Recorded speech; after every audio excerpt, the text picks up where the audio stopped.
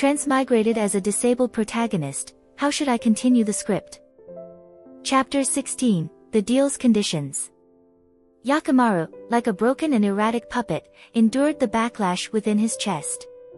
Dazai Osamu's words, aside from the Edogawa Ranpo who is ruffling his hair, left the others feeling empty inside.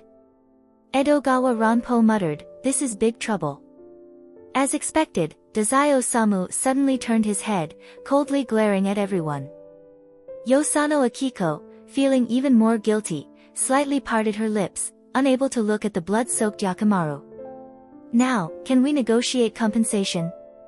"What do you want?" "The list of renowned healing ability users both within Japan and abroad. If this doctor cannot do it, then replace them with another. There eventually will be someone who could rid of the curse appears." Dazai Osamu had never believed so strongly in the power of humanity's own strength as he did now. Ability. This is the miraculous force that changes the fate of humanity. No longer human, cannot save Yakimaru, and the Port Mafia lacks the relevant ability users. Therefore, using "no longer human" as a condition, and his own mind as the stepping stone to climb higher, it's not just the armed detective agency and the Port Mafia, government's organizations would also be tempted by this. Edogawa Ranpo suddenly spoke, "Do you want to join the Special Division of Unusual Powers?"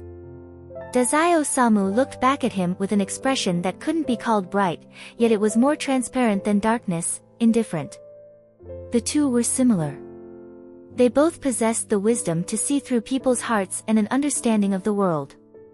Fortunately, before heading down an extreme path, Edogawa Ranpo met Fukuzawa Yukichi, who guided him onto the path of helping others, while Dazai Osamu, lost in his way, encountered the utterly isolated Yakimaru, a solitary person meeting another solitary person. The still immature-looking Dazai Osamu did not directly respond to Edogawa Ranpo, as if he despised verbal conversations. He was helping to attach a prosthetic for Yakimaru. Throughout the process, Yakimaru made no sound, felt no pain, he simply stood up straight once his feet could touch the ground. When his arms were reattached to his shoulders, Yakimaru reached to feel his eyes, yet he still couldn't sense the presence of his eyeballs. Touching the damaged area only caused blood to flow from the hollow gaps. The closest spot to his brain, invisible from the outside, was disturbingly eerie. The things that humans should naturally have, he had none of them. Even the colors in his memories seemed to have faded away. Sooner or later, there would come a day when he would completely forget the once beautiful world. Yakimaru's hands were forcefully pulled apart by Dazai Osamu, and Yosano Akiko quickly offered, "Come to my infirmary, I'll take care of his wounds to prevent any infection." She bit her lip, making a promise. "You want the list, I'll help provide the domestic part." It was clear that only by saying this could she get Dazai Osamu to agree. Dazai glanced at her and nodded. The two of them worked together to help Yakimaru to the infirmary, where they began to treat the bleeding on the surface of his skin. Not long after, Dazai Osamu received compensation from the armed detective agency. Fukuzawa Yukichi met with him alone, and in the office, Edogawa Ranpo was no longer his fearless self. He covered his head, which had been knocked by the president, and sulked in the corner of the chair with a face full of grievance and resentment. Dazai Osamu thought, serves him right. Edogawa Ranpo, as if possessing the ability to read minds, sharply looked back at him. Shortly after, his confidence waned. Whoever is weaker is justified. The armed detective agency had failed to save Yakimaru, instead, they had worsened his injuries. This was something that not even a regular hospital could easily explain, and even Ranpo himself felt uncomfortable about it. How could they have coincidentally encountered something beyond the normal scope of power? Dazai-kun, regarding what happened to Yaki-kun, the armed detective agency deeply apologizes and will take full responsibility. We only ask for your understanding, as our initial intention was to heal him, no one wanted to see this outcome. Fukuzawa Yukichi first apologized for the situation, without any hint of deflection. The entire armed detective agency will do its utmost to help you connect with the appropriate medical personnel. Just give me their information. Tezuka Osamu remained insistent on obtaining the intel, rather than relying on the agency's assistance. Edogawa Ranpo whispered, "You shouldn't be so ungrateful. This is a promise directly from the president himself. With your status, you're far from being able to contact those people." Ranpo. Fukuzawa Yukichi's cold gaze swept over him. The famous detective shut his mouth, thinking to himself, this level of intel isn't something the armed detective agency can provide. Fukuzawa Yukichi's main priority was the safety of the nation and its people.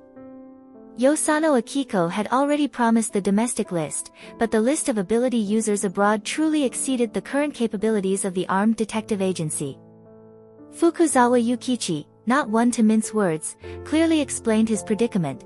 When it comes to intel on foreign ability users, firstly, it's classified at the highest security level. Secondly, the armed detective agency hasn't paid much attention to foreign ability users. I'm afraid only the special division under the Ministry of Internal Affairs would have detailed knowledge on this. Tezuka Osamu had been waiting for these words. I want you to introduce me to someone from the special division.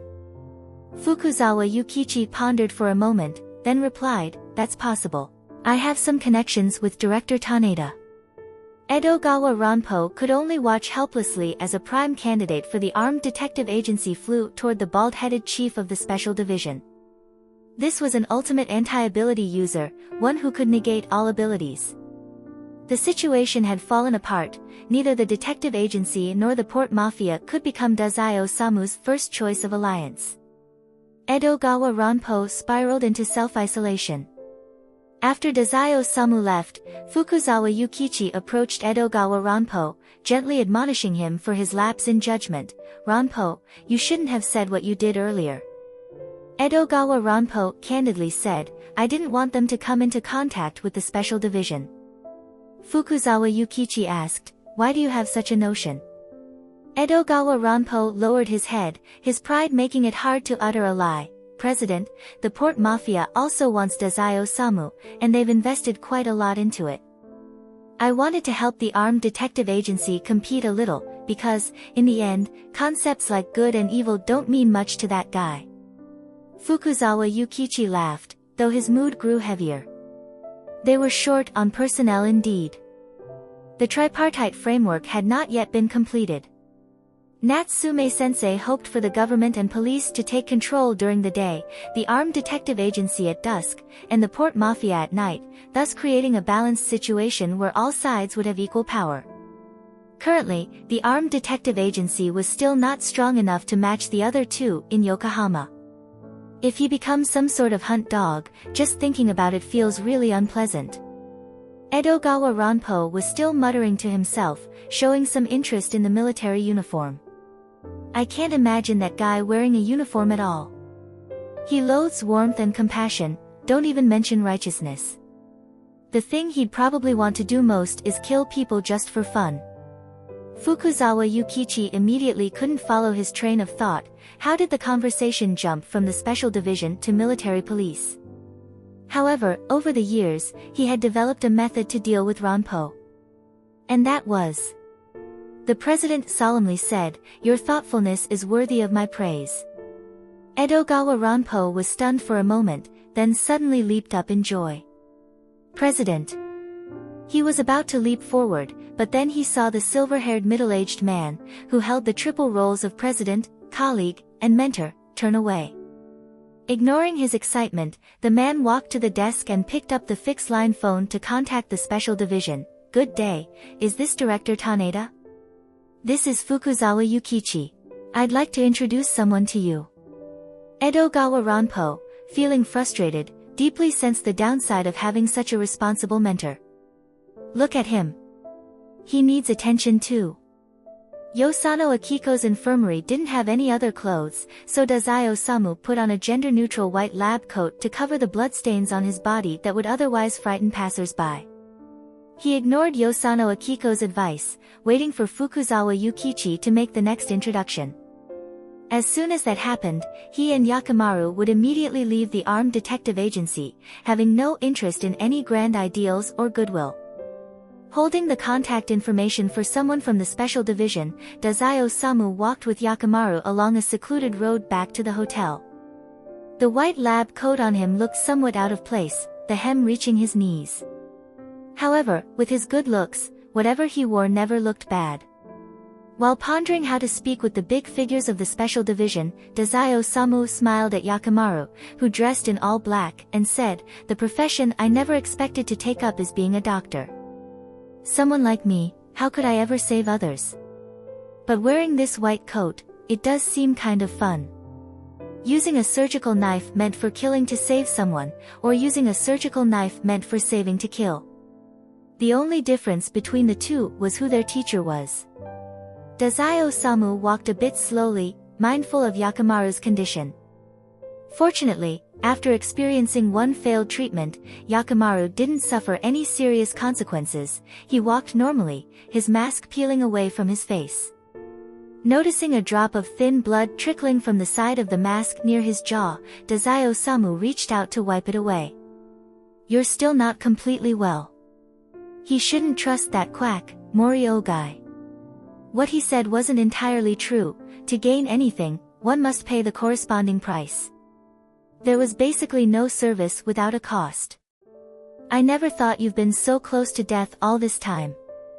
Ordinary people don't have that much resilience. How could you have lived to your age?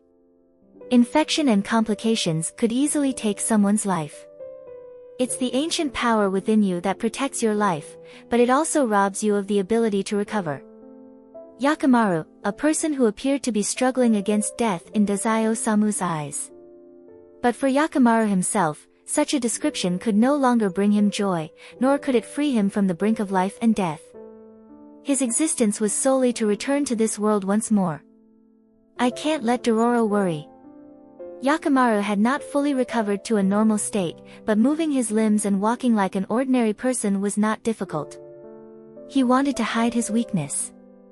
Tezuka Osamu chuckled softly and said, "I can't understand you, this kind of desire to survive."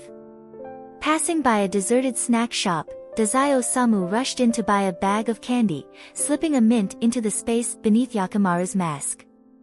"When I was little, the servants told me not to eat too much candy, it would ruin my teeth. But if it's you, then there's no need to worry that much." Well, without a tongue, the stomach would still feel the sweetness from the candy.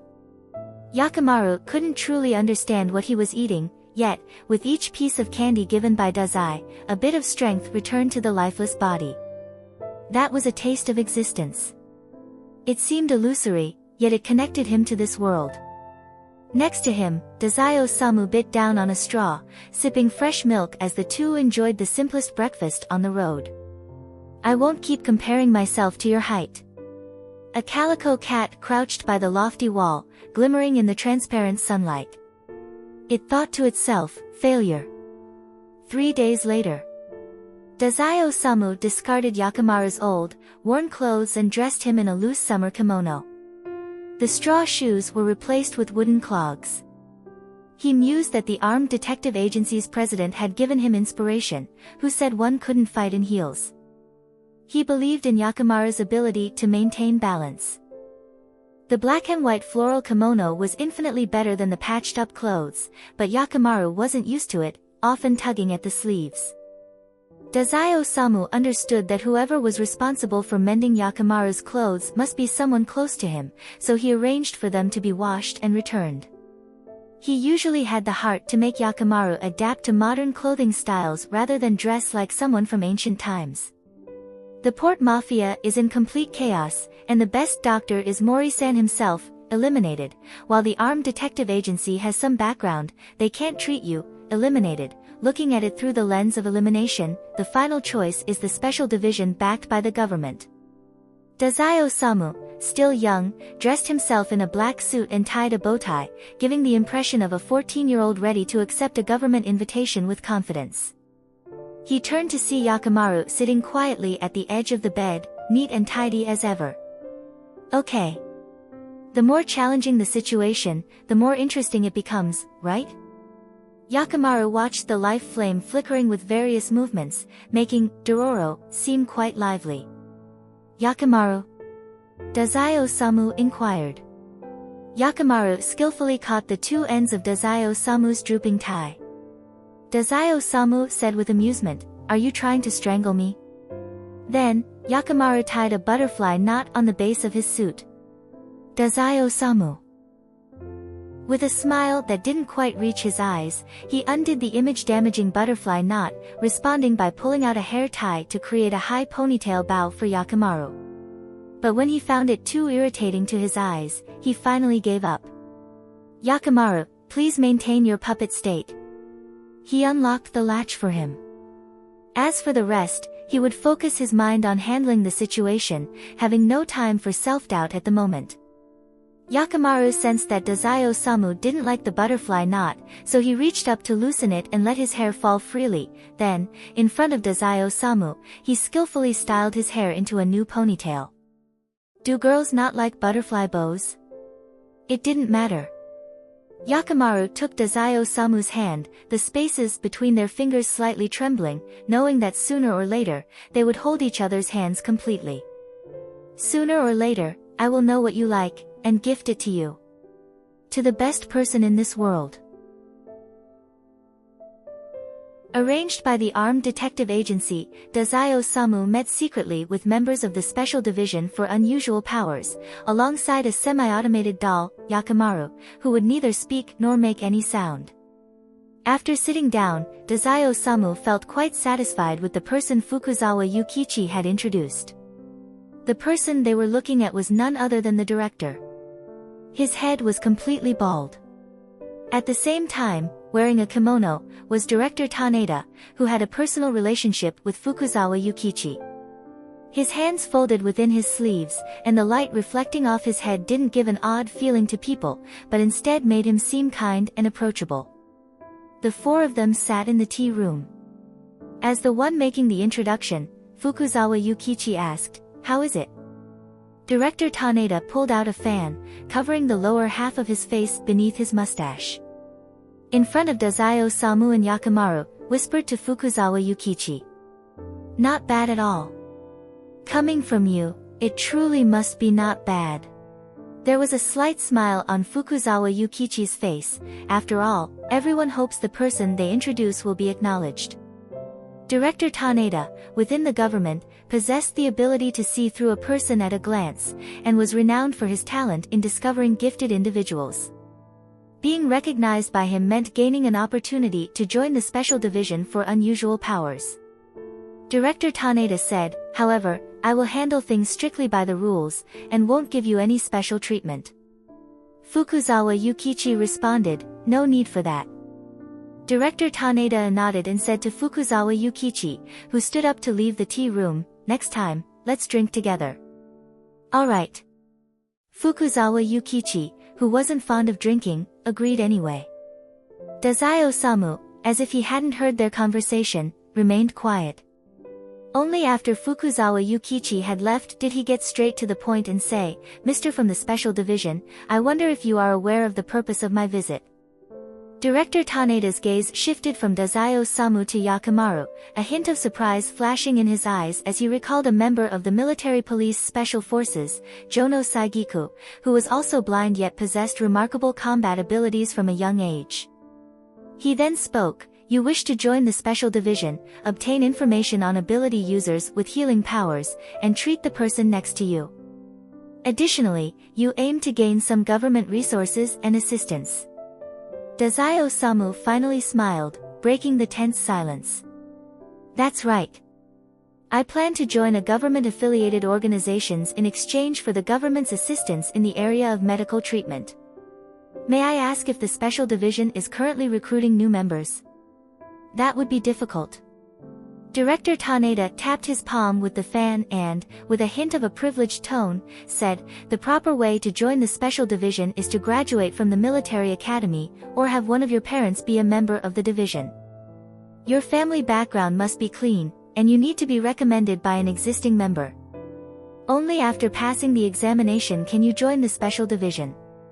He revealed the slyness and cunning typical of a politician when he looked at Dazai Osamu. "May I ask, what advantages do you have?" Just moments ago, he was praising him, but now, as if he hadn't said anything at all, he showed the maturity of an adult who enjoyed playing such games. Tezuka Osamu, unaffected, handed over his application letter. Please review it first. Director Taneda became interested in what methods Tezuka Osamu might use to sway him. In fact, the Special Division had long been gathering intelligence on Tezuka Osamu, but they had obtained very little concrete information. What they could confirm was that this young man had witnessed the death of the former boss of the Port Mafia and directly facilitated the rise of the new leader. He had emerged from the most chaotic power struggle within the Port Mafia's succession without relying on anyone else. Upon seeing Tezuka Osamu for the first time, Director Taneda immediately recognized that this young man had a sharp mind, one skilled in strategy, calm, cunning, and exceptionally suited for the upper echelons of government departments. The middle-aged man lowered his head to read the slightly thin sheet of paper, which contained only a few simple pieces of information. Name, Tezuka Osamu. Gender, male. Age, 14 years old. Ability, no longer human, capable of nullifying all abilities. Residence, Yokohama, Japan. Nullifying all abilities. Director Taneda suppressed the shock rising within him and adopted a much gentler expression. Tezuka-kun, your qualifications are exceptional. The Special Division needs talents like you. Tezuka Osamu, matching his tone with feigned surprise, said, Really? I was worried that I was too young to join a government organization. I had no idea I was so exceptional to this extent. Director Taneda laughed heartily, That's right. If you want to join the Special Division, I just happen to have a task suitable for you as part of the entrance examination. Tezuka-kun, care to guess what the task might be? Tezuka Osamu glanced at Yakimaru, who was sitting beside him in the tea room, and began to ponder. You must have already made up your mind, and the fact that you're ready to assign the task immediately, it's related to the Port Mafia, isn't it? I see, you've been keeping an eye on me for a while. Your status is far higher than I imagined, you are actually the head of the Special Division. Finally, without hesitation, he gave the answer, it's an undercover mission. Director Taneda was pleased. This was a good prospect. With a bit more nurturing, the Special Division could very well have its own ace. The most important thing is, they need to act quickly and not let the military police snatch him.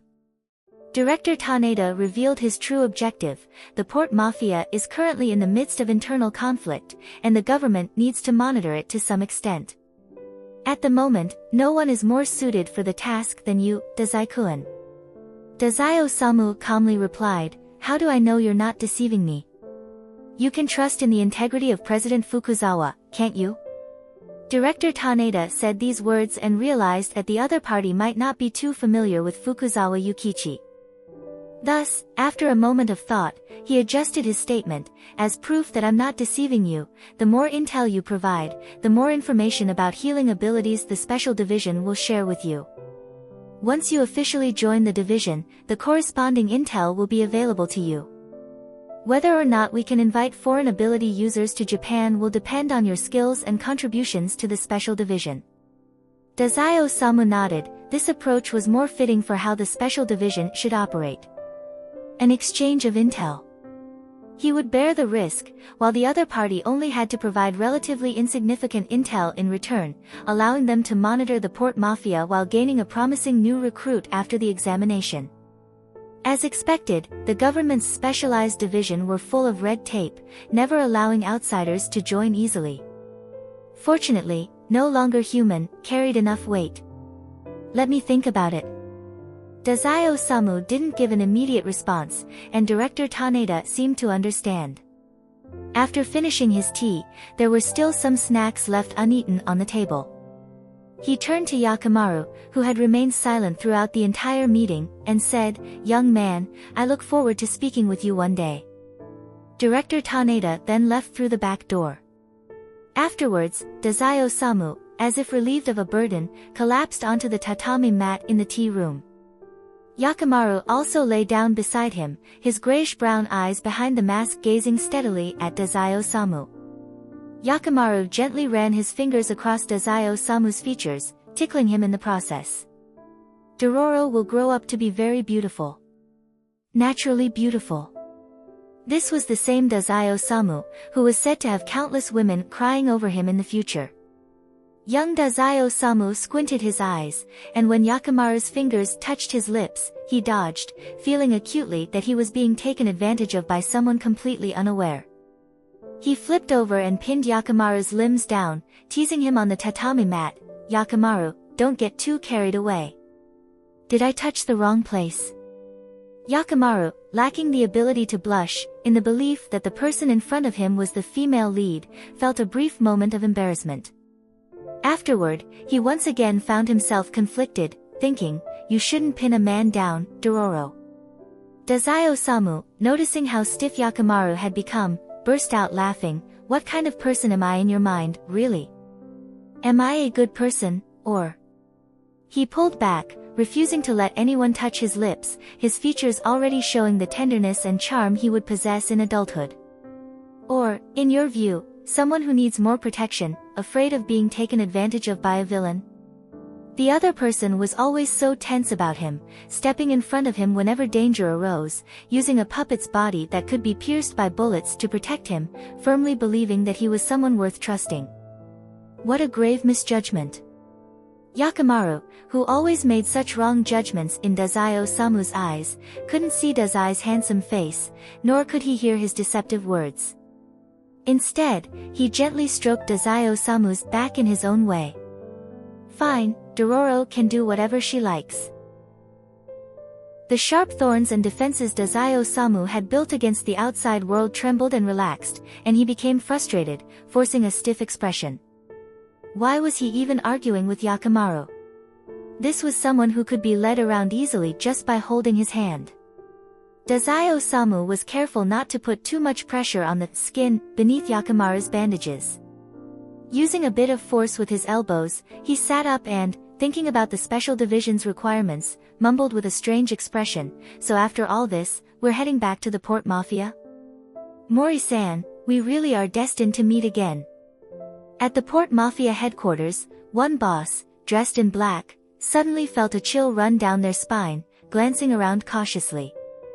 The Port Mafia was about to welcome a new undercover agent, Tezuka Osamu.